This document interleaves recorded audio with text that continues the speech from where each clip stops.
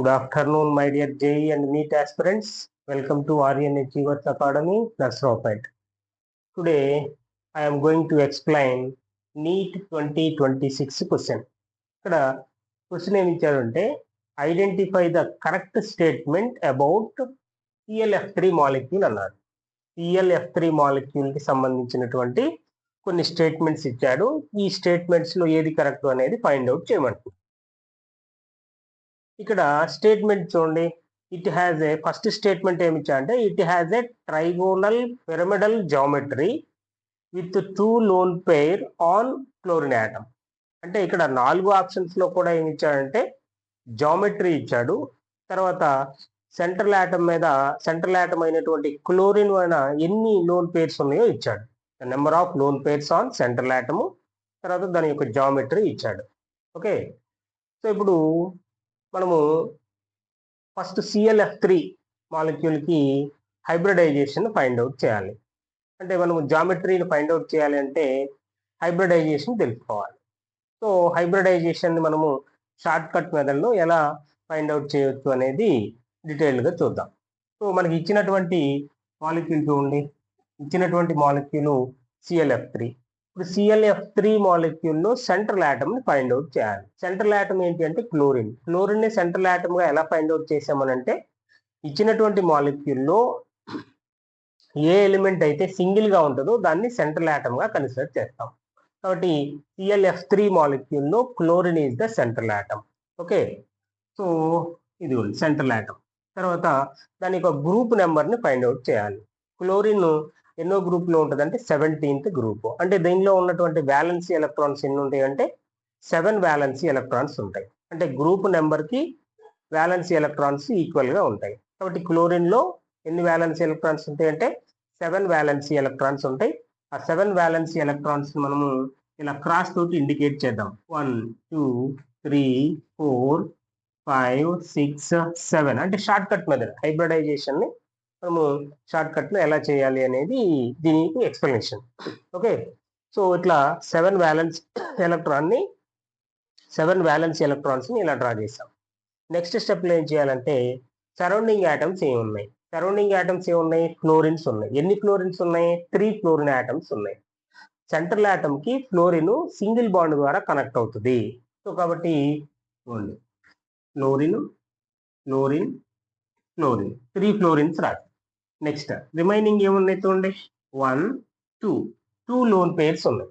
Hybridisation లో ఇక్కడ lone pair ని సిగ్మా బాండ్ గా కన్సిడర్ చేయాలి.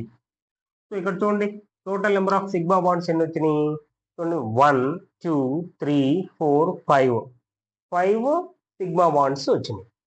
సో 5 సిగ్మా బాండ్స్ వచ్చినప్పుడు హైబ్రిడైజేషన్ ని ఎలా ఫైండ్ అవుట్ చేయాలో చూద్దాం.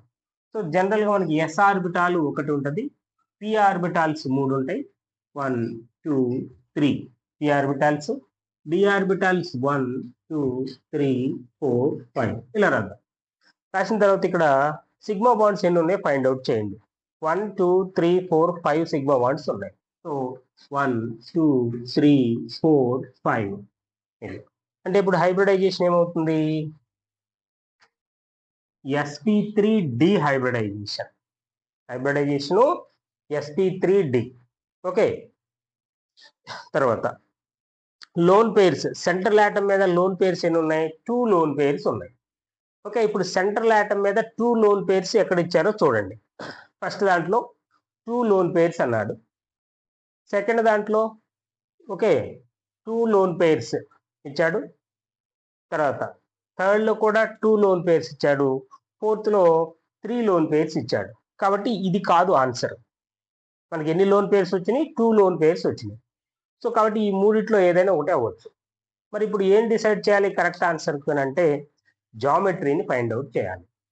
Okay, so molecule sp3d hybridization లో ఉన్నది అంటే ఆ మాలిక్యూల్ యొక్క జామెట్రీ ఎలా ఉంటుంది అని అంటే okay, so sp3d hybridization with 0 lone pairs, అంటే లోన్ పేర్స్ ఏమి లేకుండా ఉన్నట్లయితే దాని యొక్క geometry trigonal bipyramidal geometry, TBP, trigonal bipyramidal geometry. So ఇక్కడ మనకి ఇక్కడ ఇచ్చాడు ట్రైగోనల్ పిరమిడల్ అన్నాడు. Trigonal bipyramidal geometry. ఓకే, కాబట్టి ఈ ఆప్షన్ కాదు. ఓకేనా, నెక్స్ట్ చూడండి. ట్రైగోనల్ బైపిరమిడల్ జామెట్రీ ఇప్పుడు సెంట్రల్ ఆటం మీద నెంబర్ ఆఫ్ లోన్ పేర్స్ 0 ఉన్నప్పుడు. కానీ ఇక్కడ సెంట్రల్ ఆటం మీద క్లోరిన్ మీద ఎన్ని లోన్ పేర్స్ ఉన్నాయి? 2 లోన్ పేర్స్ ఉన్నాయి. అప్పుడు మాలిక్యూల్ యొక్క షేప్ ఎలా ఉంటుందో చూద్దాం. మాలిక్యూల్ యొక్క shape, the shape of the molecule.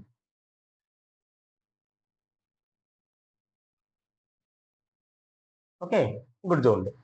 So దీనిలో టీబీపీ స్ట్రక్చర్ ఎలా ఉంటుంది అంటే ట్రైగోనల్ బైపిరమిడల్. సపోజ్ ఇది సెంట్రల్ ఆటం అనుకోండి.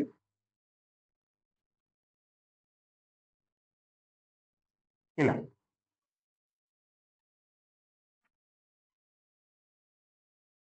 ఇది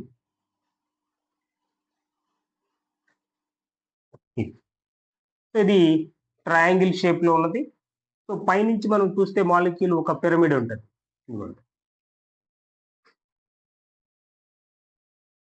ఓకే, సో ఇది ఒక పిరమిడ్.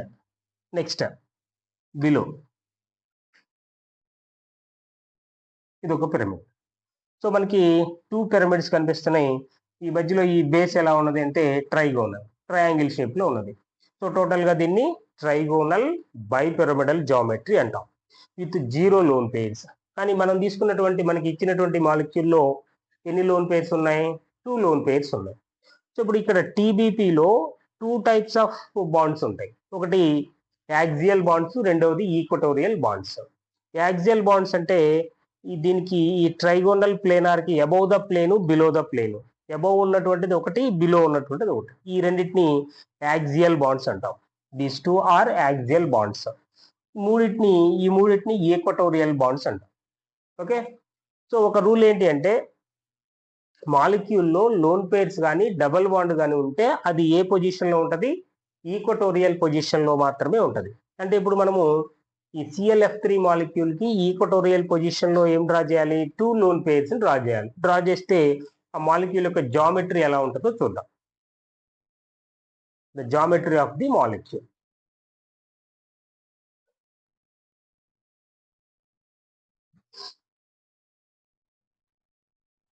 క్లోరిన్ లోన్ పేర్స్ మనం ఎక్కడ రాయాలనుకున్నాము?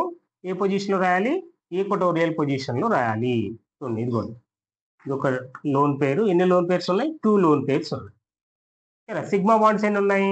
3 సిగ్మా బాండ్స్ ఉన్నాయి. So 2 sigma bonds axial position లోను, ఒక సిగ్మా బాండ్ ఈక్వటోరియల్ పొజిషన్ లో ఉంటుంది. సో ఇది మాలిక్యూల్ యొక్క షేప్ ఆఫ్ ది మాలిక్యూల్. అంటే ఇప్పుడు దీన్ని మనం ఇట్లా రివర్స్ గా రాసామనుకోండి, ఇక్కడ రాస్తే ఇది ఏ షేప్ వస్తుందంటే ఇది టీ షేప్ వస్తుంది. ఓకే, అంటే ఈ మాలిక్యూల్ యొక్క షేప్ ఏంటి? Tea shape. క్లోరిన్ మీద ఎన్ని లోన్ పేర్స్ ఉన్నాయి? 2 లోన్ పేర్స్ ఉన్నాయి. ఇక్కడ ఆప్షన్ చూడండి, it has a trigonal pyramidal అన్నాడు. కానీ ఇక్కడ ట్రైగోనల్ బైపిరమిడల్, యాక్చువల్ గా ట్రైగోనల్ బైపిరమిడల్ జామెట్రీ కాదు ఇది. ఇక్కడ చూడండి, it has a T shaped geometry. Okay, T shaped geometry with 2 lone pairs on central atom. కాబట్టి second the right answer. Okay.